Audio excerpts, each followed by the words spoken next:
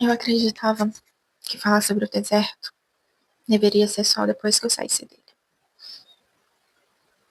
Mas eu já caminhei um bom pedaço no deserto. E eu gostaria de compartilhar algumas das coisas mais incríveis que o Senhor me ensinou nesse processo.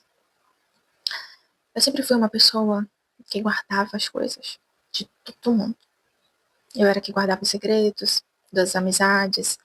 Eu era que guardava a organização, que guardava o que o outro tem que fazer.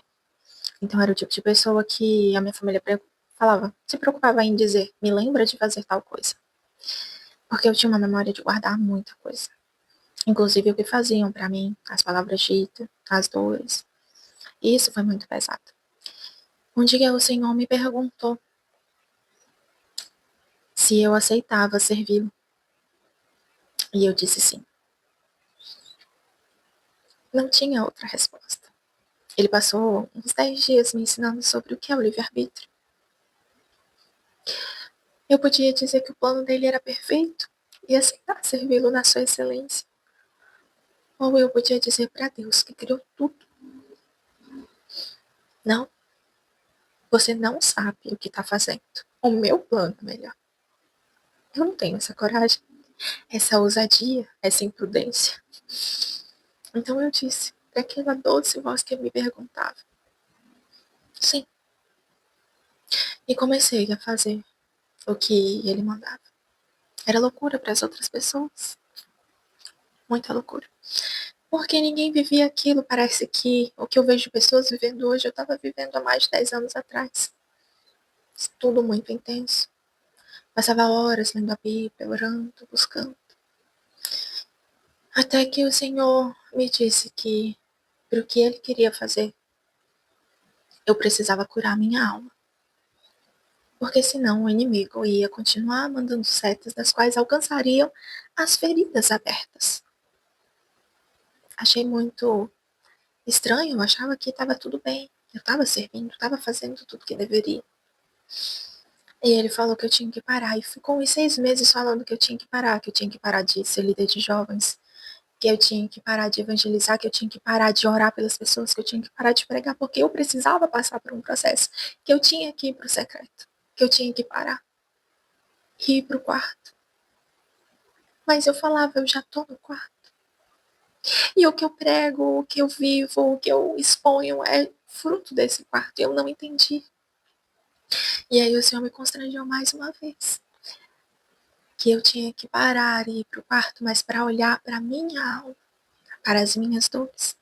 Porque elas poderiam ser pequenas, mas ainda eram dores que não eram curadas. E eu fui olhar para minha alma. E passei bons processos de não um mês, 2 meses, mas de anos. E nesses processos, que foi boa parte do meu deserto, eu aprendi que eu tinha que parar de carregar tudo. Carregar tudo que me falaram, carregar todas as dores, carregar todas as lembranças, todas as memórias, carregar todo o julgamento, carregar toda a culpa que eu colocava em mim, carregar toda a responsabilidade que eu colocava em mim, carregar todas as informações que eu colocava em mim. Porque não eram as coisas dos outros, é sobre o que eu escolhi carregar, sobre o que eu absorvi. E eu enchi tanto a minha mochila com informações, com julgamentos, auto-julgamentos principalmente, com autorresponsabilidade, que eu acreditava que tudo à minha volta era minha responsabilidade. Esse processo me fez tirar essas pedrinhas que eu coloquei na minha mochila, que estavam pesando e me deixando cansada. E eu tinha reações explosivas, eu tinha reações de controle, eu não aceitava que nada estivesse fora do meu controle. Extremamente controlada, extremamente organizada, mas extremamente cansada.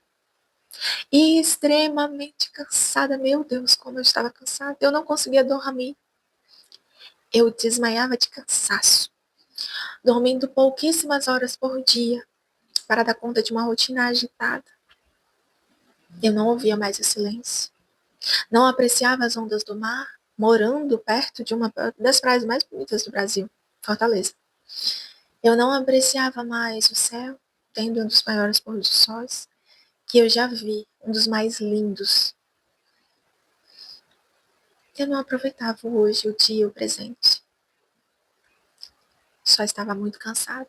Reclamava muito da falta de tudo aquilo que eu achava que deveria estar organizado debaixo do meu controle.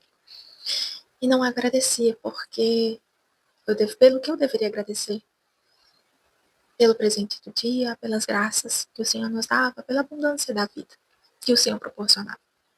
E nesse processo, tirando as pedrinhas da minha mochila, todos os dias o Senhor me ensinou a parar de murmurar, querendo controlar as coisas e entendendo que o controle da minha vida não era minha. A partir do momento que eu disse sim, o controle era dele. E foi um dos maiores desafios do deserto. Nem foi remover as pedras. Foi entender que a mochila não era minha. Foi entender que a mochila era dele. O fardo era dele. E o fardo dele é leve. Não cabia as minhas pedras no fardo dele. Não cabia as minhas dores, a minha murmuração, nem o meu cansaço, nem o meu auto-julgamento, a minha autoculpa. Ei, não cabia a falta de perdão. O perdão que eu não liberava para mim. O perdão que ele me deu, eu não acessava. Porque eu não recebi ele por completo. Eu não me perdoava.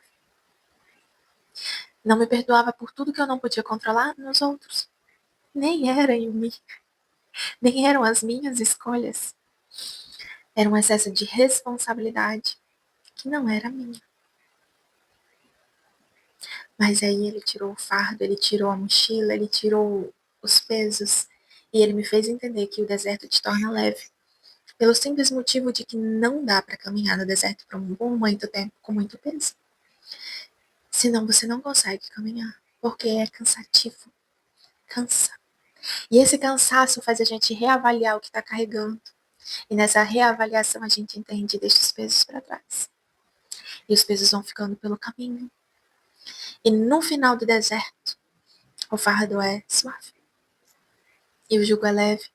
Porque eu parei de andar pela minha direção e passo a andar pela dele. Eu parei de carregar os meus pesos e passo a carregar o que é importante para ele. Eu parei de olhar para as minhas dores e quero acompanhar as pisaduras dele.